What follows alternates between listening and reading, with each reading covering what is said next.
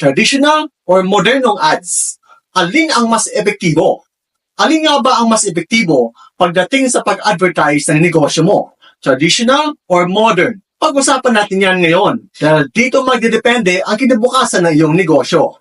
Traditional advertising such as radio, TV, newspaper, and magazine. Ano ang mga kalakasan o advantages ng traditional advertising?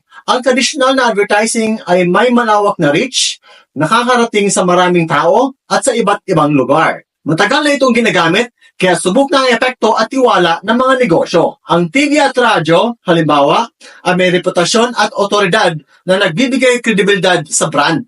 Ano naman ang mga kahinaan o disadvantages ng traditional advertising? Mahal ang traditional ads. Ang isang TV ad ay maaaring umabot ng daang-daang libo. Wala kang control kung sino ang makakita ng ad mo. Hindi flexible.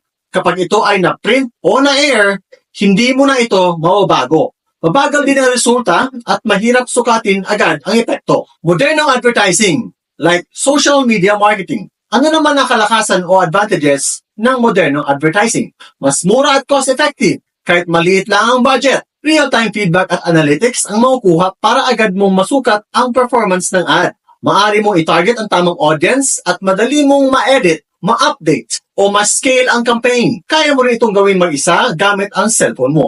Ano naman mga kahinaan o disadvantages ng modernong advertising? Kailangan ng kaalaman sa content creation at digital strategy. Mas maraming kakompetensya online, kaya kailangan lumutang ang brand mo. Kailangan din ng consistency at creativity para magtagumpay sa social media. Konklusyon, kung gusto mo mag-survive at lumago ang negosyo mo sa panahon ngayon, modern advertising through social media ang pinakamatibay at epektibong paraan. Ito na ang trend at future ng marketing. Huwag kang magpahuli o baka mawala ang negosyo mo. Paano mag-transition ng mabilis mula traditional to modern advertising? Mag-open ng business pages sa Facebook at YouTube at mag-create ng valuable content regularly. Huwag magpatalo sa kompetisyon. Kung hindi ka mag-adapt ngayon, siguradong maiiwan ka. Kung maiiwan ka, malulugi ka. At kung malulugi ka, negosyo mo ay mawala.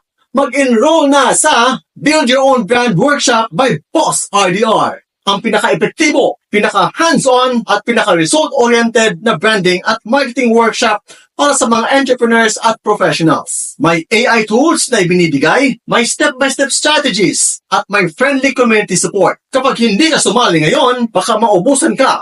Ang hindi marunong mag-social media marketing, parang negosyong invincible. I-like ang video na ito kung may value ito para sa iyo. I-comment mo kung prefer mo ba ay traditional or modern advertising. I-type ang BYB sa comment section kung gusto mong sumali. Master Content